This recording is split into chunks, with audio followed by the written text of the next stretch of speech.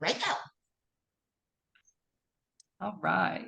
Alrighty. So thank you so much for this time to talk with me, Jocelyn Meesenburg. Thank you so much for coming to have this Zoom interview today. So we were very excited to have you as an martial artist on our third annual International Bazaar on August 20th at the DNN Event Center from 11 to 6. Now, what we wanted to know, man, we wanted to know a lot of things. So if you can introduce yourself and a little bit of your background, what's the inspirations to become a martial artist, and when you started, to how you are how you evolved over the years to become a martial artist as of today. I think we wanted to kind of start it up to see where your journey as a martial artist started. Well, I started training in 1999, so probably close to about 23 years now. And I started studying in school. I was in college. I was a young lady. I had grown up in the era of the Karate Kid and all those big martial arts movies in the 80s. And so there was a certain amount of kind of cool cachet. But also I thought it would be a good thing to know as a single woman living alone how to protect myself. So I'd looked into some other martial arts when I was younger and just hadn't found anything that resonated with me. There are a lot of fantastic arts out there that you can study, everything from grappling to striking, and big tournament-based martial Sure. arts, and very beautiful slower form arts like Tai Chi, the whole spectrum, and they're all fantastic. But I hadn't found anything that resonated with me. And then one of my college professors was teaching this class, and I went out Uh-huh. to the park and watched them train. And the thing that stuck with me was when they bowed in to the beginning of class and they bowed out at the end of class, they said this mantra, and it was Chakin Haramitsu Dai Kamyo, which translates a lot of different ways. There's a lot of layers to it, but the short version is, may my next act bring light. So may the next thing I do in training be make the world better for me, make the world better for you, make things better for all of us, shine light on things. And then at the end of class, you say it again to remind yourself to take that good heart out into the world and make things better for the world. And that's what resonated. That's what I was looking for, was something that would allow me to practice a self-discipline that was physically interesting Mhm. and practically useful in protecting yourself and others, but also resonated at a deep level with the idea that what you could study with your life could just put a finger on the scales and make things a little better for everybody. That really resonated. That's why I started training in this. Oh wow.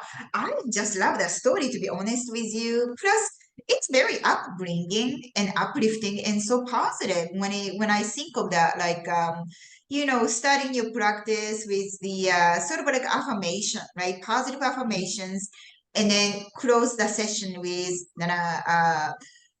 with a hope, with a positive affirmation. I think that's really beautiful. And then how did you feel that, so you practice Bujika, right? Correct.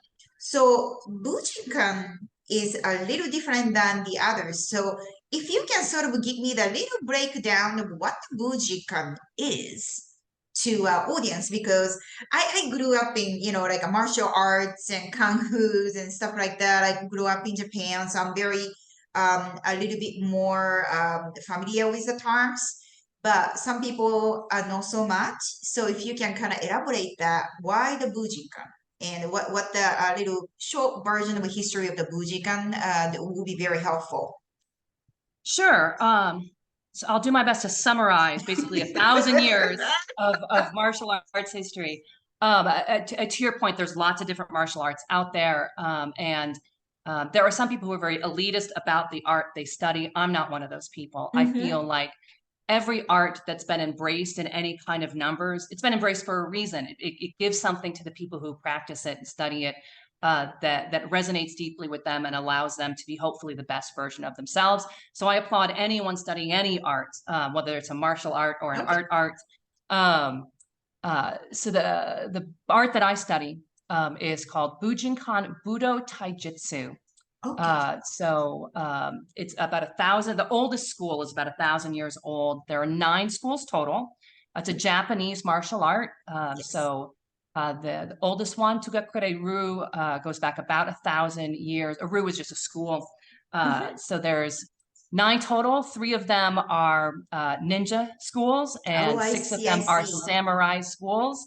So very traditional ways of looking at real world combat, Yes. Shinkangara, real life combat, um, from a perspective of, let's say, those in power and a perspective of those not in power, of the Yes. mainstream and the counter culture, so to speak. Right. There's a lot of history for some of the samurai schools. There's a little less, uh, I guess, available in some of the ninjutsu schools just Mhm. because they were passed on covertly Yes. over the eons.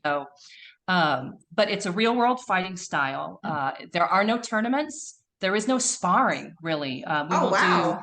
We do something called sabaki, which would be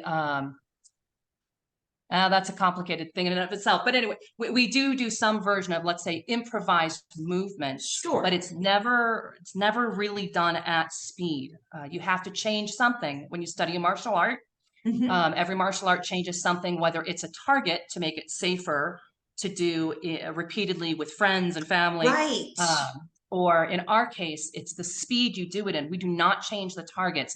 We still teach techniques that are designed to break necks and dislocate knees and do some terrible, Yeah. terrible things to the body. And the way you can train that safely is you alter the speed. So The typically different we'll go speed. anywhere from 25% to maybe like quarter speed to 3/4 speed. We don't typically go beyond that because Right. if you haven't changed the target, you can really do a lot of damage to somebody. I Um, see. That's yeah, that's definitely great. I mean, I love that. I was just like, oh man, she's such a badass. No, but then when I grew up, learning some about martial arts because my dad has a 3-time black belt. I don't know, something ridiculous.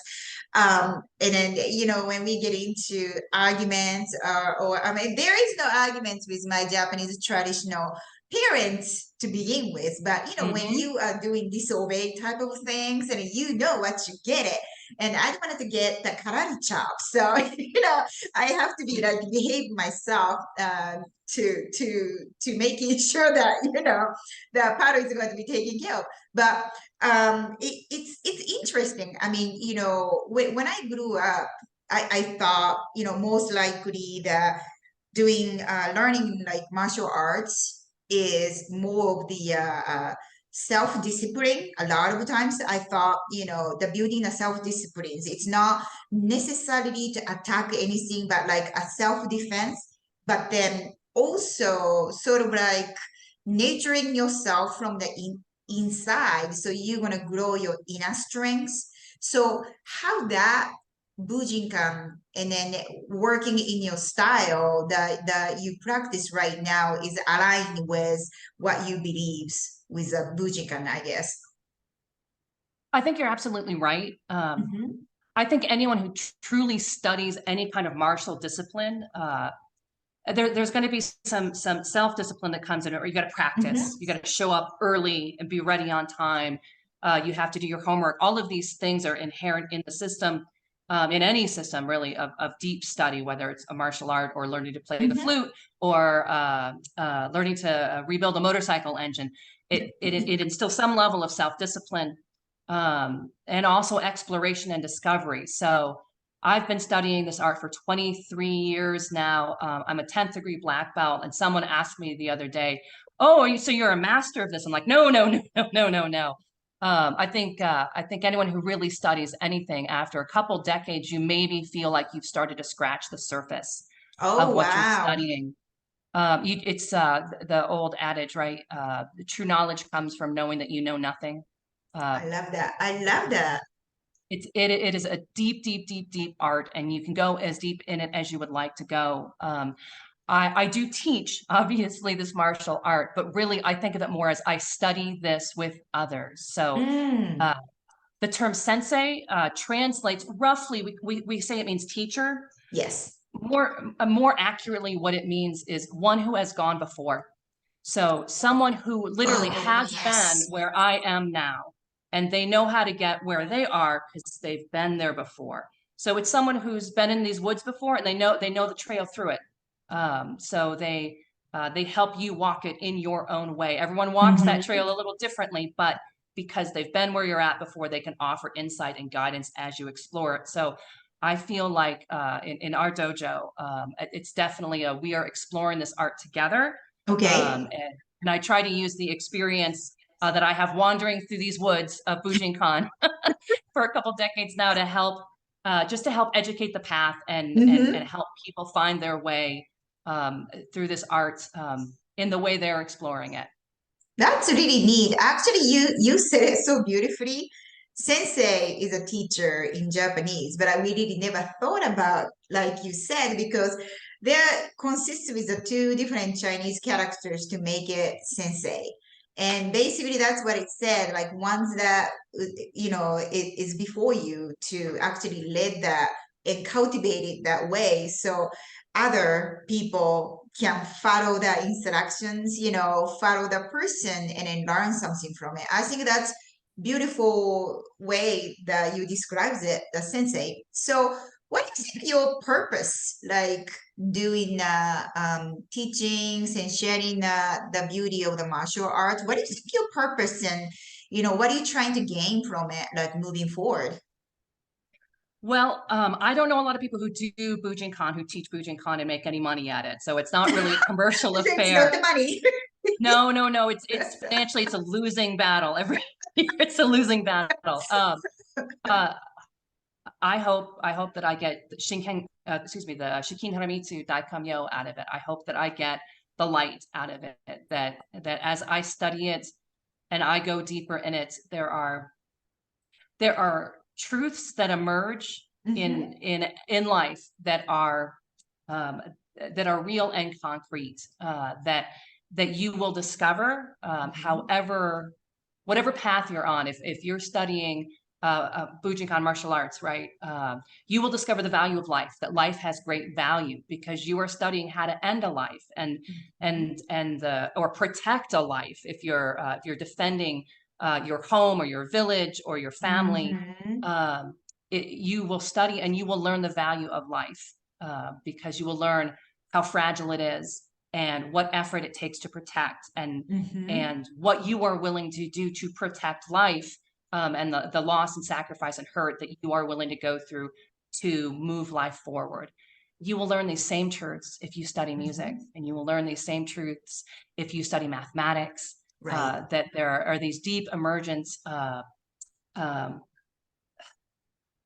blossoming values that we don't have words for, but you Mhm. will find them if you keep going deeper with things. And I feel like Bujinkan gives me the opportunity to keep going deeper in my own study and likewise to help propagate that to a next generation. The only reason this is a tool for me in my life to live Mhm. as a better human being is because for hundreds and hundreds of years, other people have dedicated their lives to Yes. learning this, passing it on so that the next people could learn it and pass it on.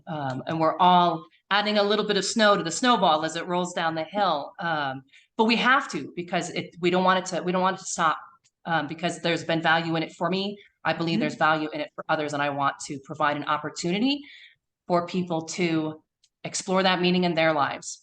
Wow, it's truly, truly astonishing. I'm very, very amazed that, it goes so deeper Mm. than life, isn't it? Like it's almost to the point where, so are we looking for the enlightenment or some sort in our life? And then sometimes I feel like, okay, I have some purpose in my life, to inspire somebody with a culture or, like the services that I do or community services to making sure to give back to the community or, helping out some kind of an individual to understand something or giving the kids opportunities to learn or stuff like that. So it is very relatable what you have already created and have practiced into so many years already, and where you are with your martial arts accomplishments. So what I'm really exciting about this time around is that we are going to collaborate. So Jocelyn and Nospra local Brazilian Jiu-Jitsu place, like a vicious cycle Brazilian Jiu-Jitsu. We are thinking about planning to open up to the public about self-defense class, maybe anti-bully kids class and stuff like that. It is to me very exciting because I think all the communities should expose to a different types of opportunity, and then that's including martial arts. I think martial arts can add so much value to people's life, and then especially when you are young generations and wanted to, participated into that type of form of arts. But not only by the arts, but like really you can protect yourself, learn the skills to take within your a journey into their own life. So, what do you think that collaborations and what you are looking to gain from that experience as well? Well, it's a really important point you bring up. I said when I first started training, my initial thought was, well, I should know how to protect myself. It's unfortunate that it's true that we live in a dangerous world, that there are so many wonderful, well-intentioned human beings in the world, and there's a small minority of predatory human beings Yes. who look to take advantage of those who are smaller, slower, weaker than they are. And inherently, some of us are. Children are smaller and Mhm. weaker than adults. Painting with a very broad brush here, most women are smaller than most men, and certainly criminals target those who are smaller than them to take advantage Right. of. So there is an inherent value in learning self-protection and potentially the protection of others beyond the philosophy and the purpose to life and the deep history of Japanese of Japan Mhm. and the evolution of human combat skills across the globe. Beyond all of that, there's a practical application which you do not need to be a martial artist to take advantage of, which is learning Okay. a certain amount of self-protection.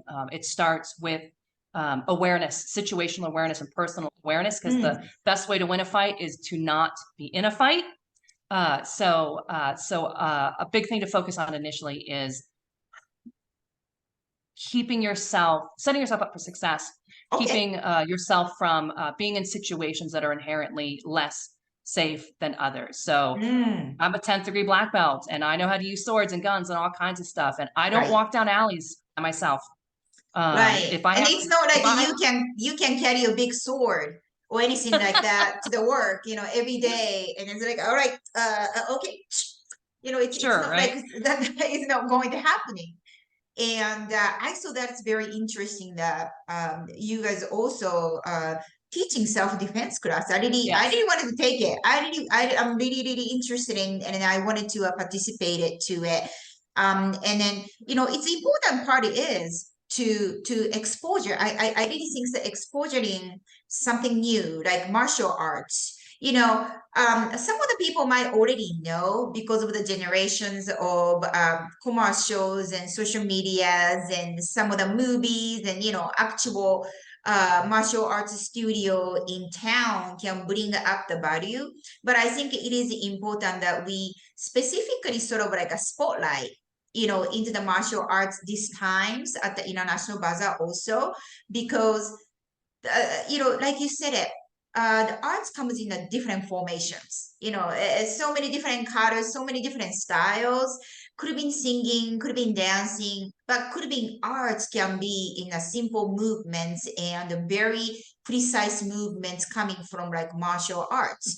And then I want everyone to experience it, especially visually. I think it's going to be very interesting because I heard that you told me you're going to have some very unique item to share also with the community at the event. So just give us a little teaser. That would be awesome. Absolutely.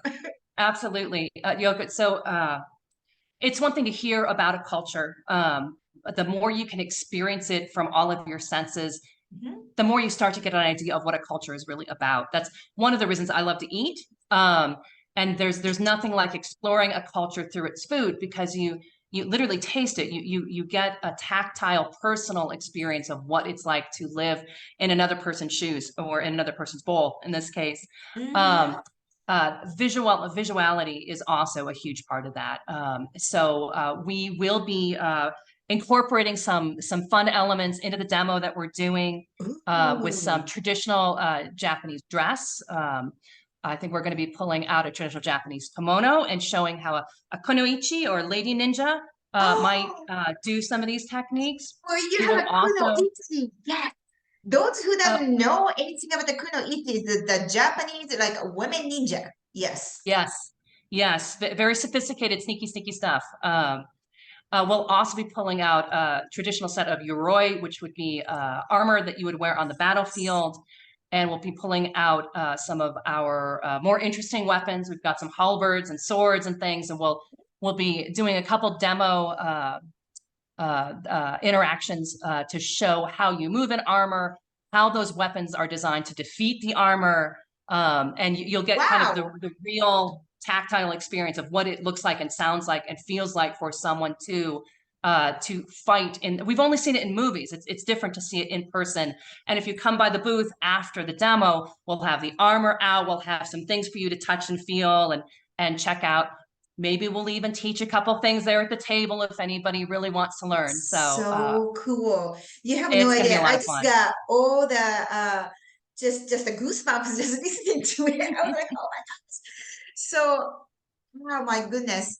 You know, this little short times of interview is not covering literally everything. It's like everybody needs to come over and show up to actually witness it. And I just want everybody's, our friends and family members and community member and beyond to show up and then experience it, because it's such a beautiful thing to see a martial arts and somebody who is dedicated like Jocelyn, somebody who's done this for 20 some years and then diligently.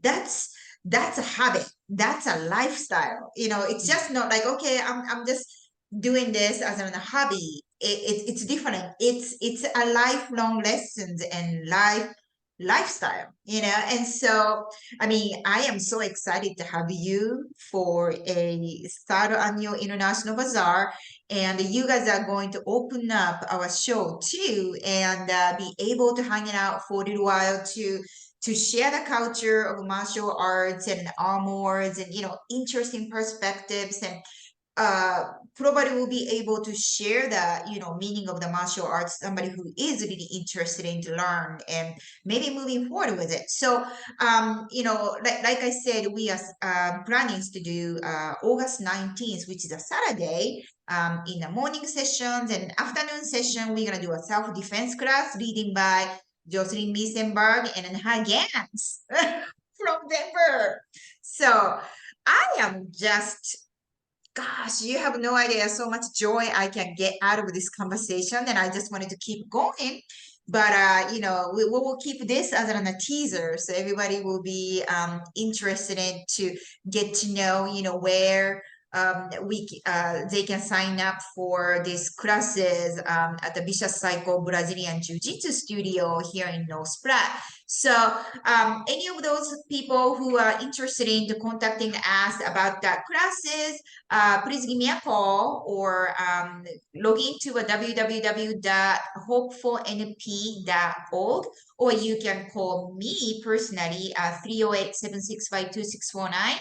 But we are going to create advertisement very soon, so everybody will be able to sign up for it. But thank you so much, Jocelyn, for joining me today. It was such a pleasure to talk to you, and a good luck on the 19th and 20th. We can't wait to see you guys in actions. I mean, you are going to bring over two more folks with you, Yep, correct? Okay, wonderful. And then those people are been doing the martial arts practice for years and years, just like yourself. absolutely. Mike's coming out. I believe he's a fifth-degree black belt. And Seth's coming out, and he's still a green belt, but he's been studying for many years now. So very excited to have them both. And thank you, Yoko, so much for putting this together. どうもありがとうございました。どういたしまし Really て。 looking forward to it.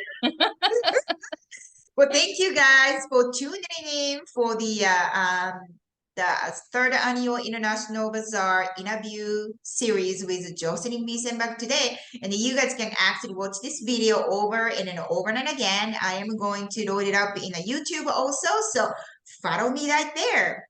Thank you guys. See you soon. Bye.